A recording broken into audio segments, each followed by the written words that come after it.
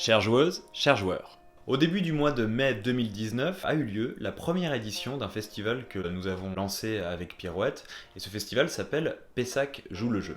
Alors c'est un festival qui très logiquement se déroule à Pessac, juste à côté de Bordeaux, et lors de ce week-end, le public a pu découvrir tout un tas de jeux de société, tout un tas de nouveautés que nos très chers bénévoles et animateurs ont pu expliquer et faire jouer, faire découvrir.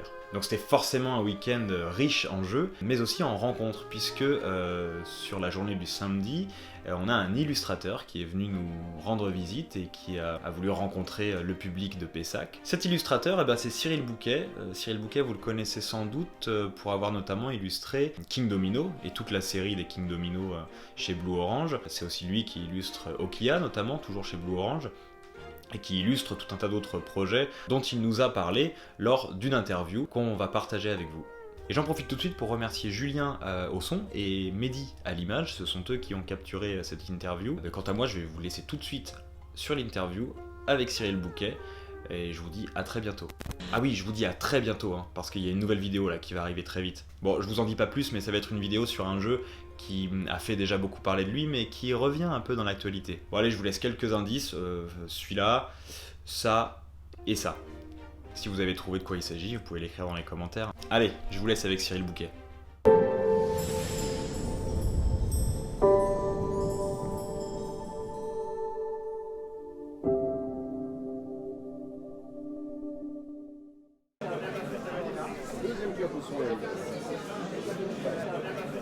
Alors, il y a une petite histoire sur le fait de mes débuts dans l'illustration. Je suis en Dordogne et parfois il y a des week-ends qui sont bien pourris, bien pluvieux. Donc j'avais vu une vidéo sur internet de monsieur Bruno Catala qui présentait Trollland, un de ses jeux qui était en version prototype. Donc je me suis dit, quitte à perdre mon samedi, j'ai envoyé un mail avec 5 dessins à Bruno. Et voilà, en me disant j'ai rien à perdre, au pire il n'y a rien, au mieux il y a un truc. Et il m'a répondu dans la journée en me disant j'ai une bonne nouvelle et une mauvaise nouvelle. La mauvaise nouvelle c'est que le jeu est déjà bloqué par un illustrateur. Et la bonne nouvelle c'est que si un jour on peut travailler ensemble, ça me ferait plaisir. Voilà. Et ça a commencé comme ça et c'est grâce à Bruno qui m'a présenté à des éditeurs et voilà. Sur un mini coup de poker. Et le premier jeu que j'ai fait avec une paye, ça a été donc un jeu pour le téléphone portable, qui était un jeu de Bruno, qui s'appelait Haru Ichiban.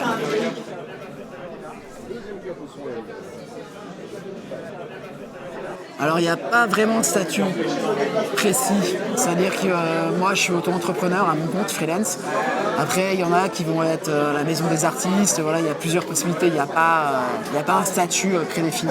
Idem avec les droits d'auteur, il n'y a rien de. Il n'y a pas de texte légal là-dessus, quoi. Il y a des éditeurs qui vont le faire, d'autres qui ne vont pas le faire. Voilà. Il n'y a pas de statut précis, moi je suis auto-entrepreneur à mon compte. Voilà.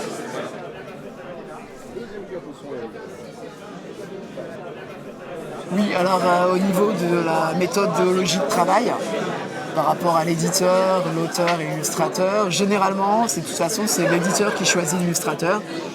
Et nous, on est en contact avec des chefs de projet. Et on va mener le travail ensemble, sachant que le final cut, pour le choix final, ce sera toujours l'éditeur qui l'aura. C'est-à-dire que nous, on répond à une demande client.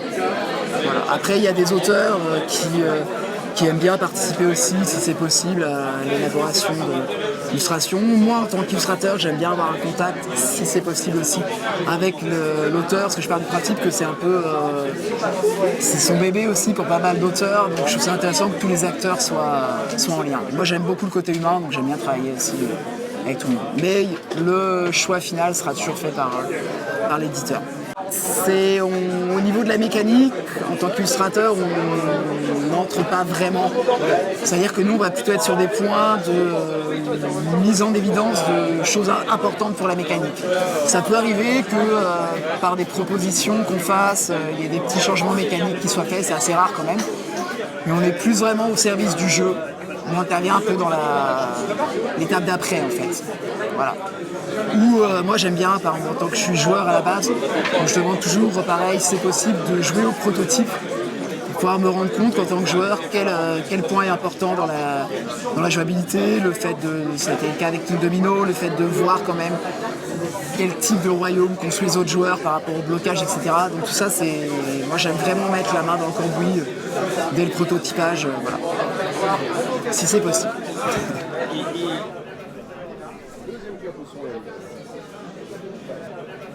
Alors sur King Domino, le vrai enjeu au niveau de l'illustration, c'était que ce soit lisible, jouable, clair.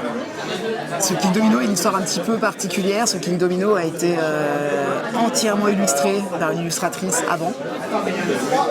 Et il a tourné dans les festivals et justement il s'est avéré que la lisibilité était pas, le travail était très très joli, mais la lisibilité n'était pas forcément présente à 100%. Donc moi j'ai récupéré le projet alors qu'il devait déjà partir en production. J'ai fait une deuxième illustration de tous les dominos et on s'est vraiment calé sur ce problème, sur cette problématique. Donc, j'ai testé à une journée de Bleu Orange sur Paris pour vraiment voir le fait de bien lire les bâtiments, de bien lire les colonnes, que toutes les informations soient très claires, et pour soi, et comme je disais tout à l'heure, et pour les joueurs qui jouent. Parce que si tu laisses un domino à un autre joueur, tu as besoin de savoir aussi ce que ça va lui rapporter, etc. Donc il y avait un vrai enjeu là-dessus. Voilà. Sur les couleurs, sur l'échelle aussi qu'il faut choisir, la perspective isométrique qu'on a choisie par rapport au bâtiment, parce qu'au début, la première version, les bâtiments étaient vraiment vus de haut. Et c'était pas, comme je disais, c'était pas forcément très lisible par rapport à ça, donc on a vraiment travaillé là-dessus.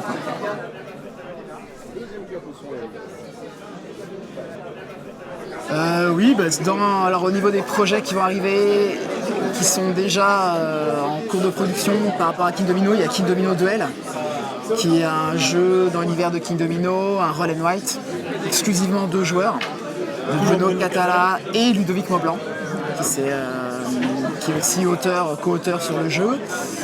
Donc ça doit arriver en principe juin, voire juillet, je crois, pour Bleu Orange. Après, moi j'ai des jeux qui arrivent aussi. J'ai un jeu qui vient de sortir, qui est vraiment excellent, avec Antoine Boza, avec les 12 singes, qui s'appelle La Grande Évasion, qui est un petit jeu à rôle caché dans un univers cartoon prisonnier, qui est vraiment très très sympa.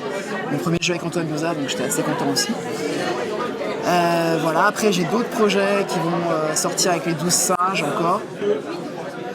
Je suis également sur des projets avec un petit éditeur qui s'appelle Game Partners, qui sortent leur premier jeu qui s'appelle Little Ninja, un petit jeu de course et dans un univers de ninja. Voilà, donc plein de projets, beaucoup de choses, plein de belles choses.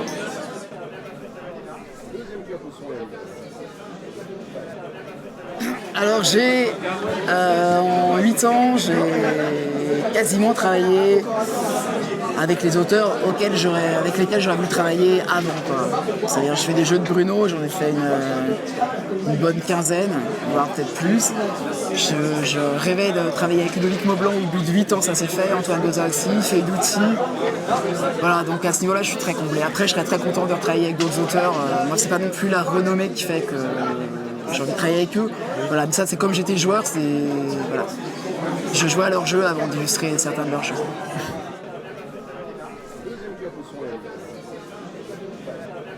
Alors pour le jeu de société, j'ai toujours joué. J'ai joué dès mon plus jeune âge. Après, au niveau des joueurs, j'étais un très mauvais joueur. Je le suis moins maintenant parce que j'ai des enfants, donc à force de jouer avec eux. Voilà, mais j'ai toujours joué, j'ai travaillé en boutique de jeux de société, j'ai été bibliothécaire, j'ai fait pas mal de métiers autour du jeu. C'est une vraie passion à la base. Et maintenant, on fait beaucoup de jeux coopératifs avec mes filles et puis ma femme. Voilà, du Paul Legacy, du Mice and Mystic, on a fait la série entière. Harry Potter aussi, jeu deck building qui est très sympa.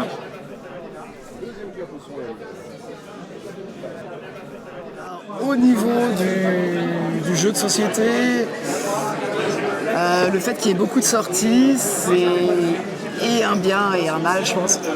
C'est un bien parce que c'est un milieu qui est en train de croître. Il y a encore beaucoup de gens qui ne jouent pas. On a l'impression que le jeu, quand c'était enfant, c'était que le Monopoly, Milborn, etc. Donc il y a encore un marché énorme de personnes qui peuvent jouer. Donc ça, c'est encore en croissance. Après, il y a un risque de l'éternelle croissance, c'est pas possible. Donc savoir quand est-ce que ça s'arrêtera.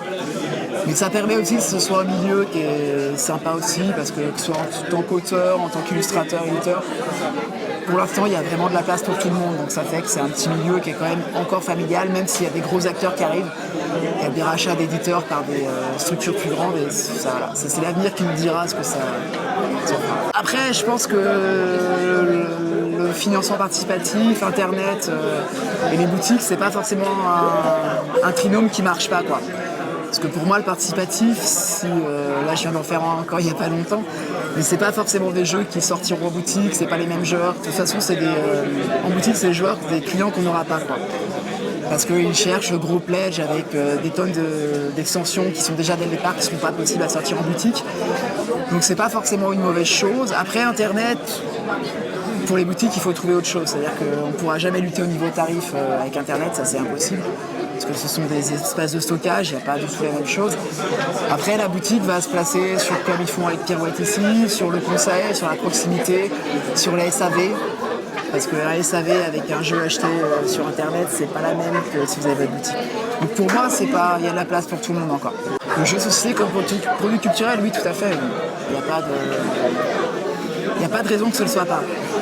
Après, ça dépend toujours de ce qu'on appelle culture. Voilà.